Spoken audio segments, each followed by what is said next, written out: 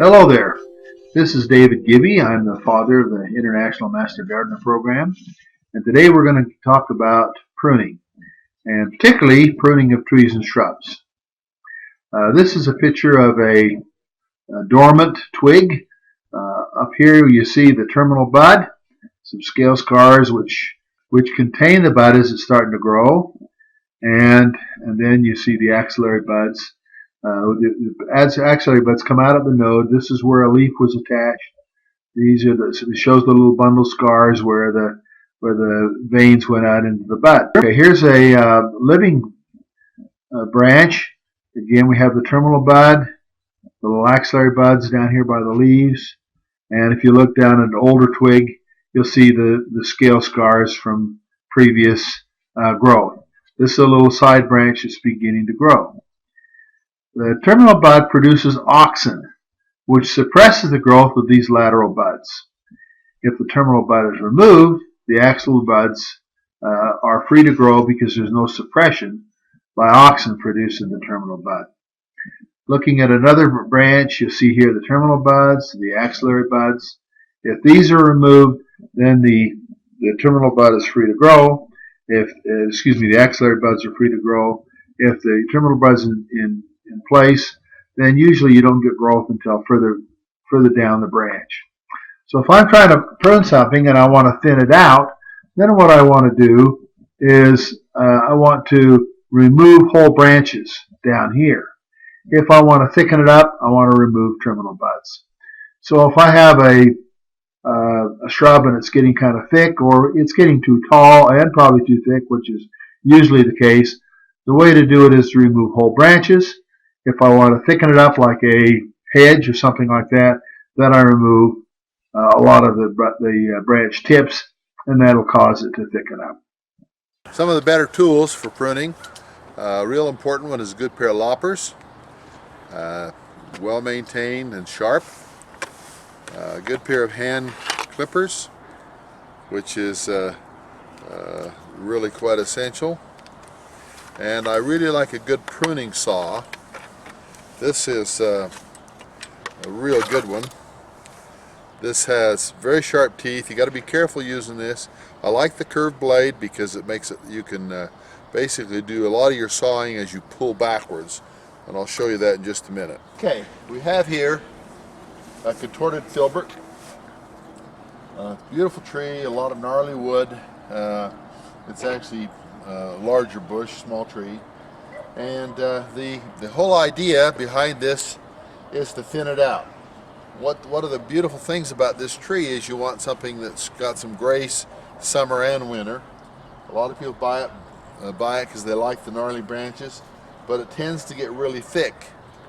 Now, like we mentioned before, the first thing you don't want to do is to go and hedge all this off. First of all, you would destroy the natural shape, and secondly, this is already thick in the middle, very, very congested.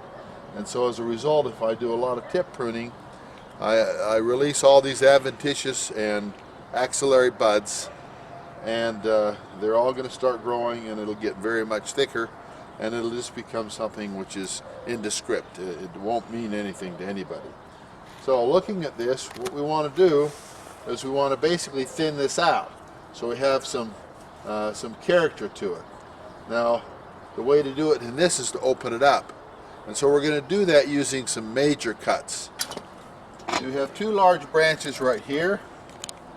What we want to do is open up this middle to where you can see those beautiful branches.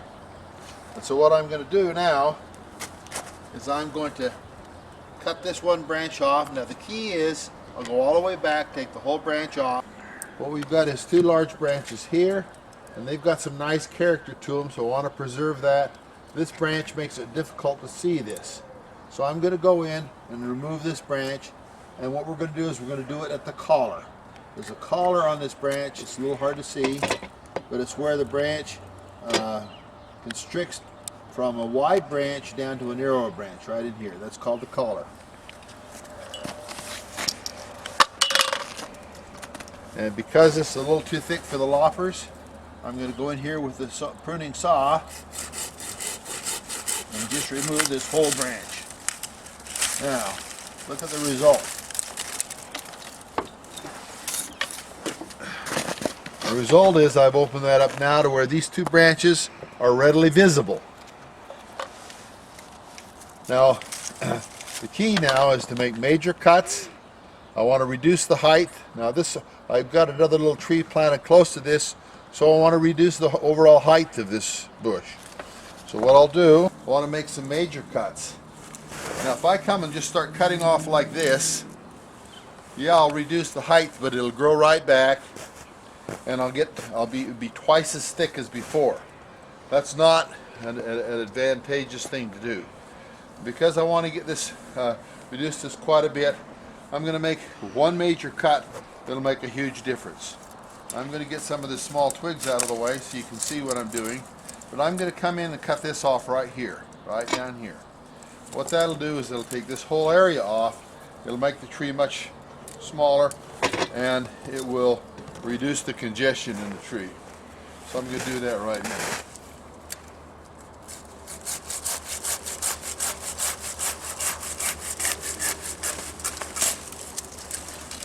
Now, let's get this all out of here.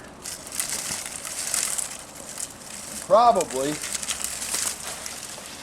that's all the pruning I'll need. The bush has been reduced in height. I do have a water sprout come up from the root. This is grafted onto a regular filbert, and this whole branch will be removed to the ground. But what I've done now is I've opened this up. This can be developed into nice character. Eventually I'll remove some of this down around the ground, and I've got it opened up there. I probably will open up a little bit more on the other side. That gets you the idea. Major cuts, reduce the height, thin things out so light can penetrate, and you can get the desired shape and attitude that you want.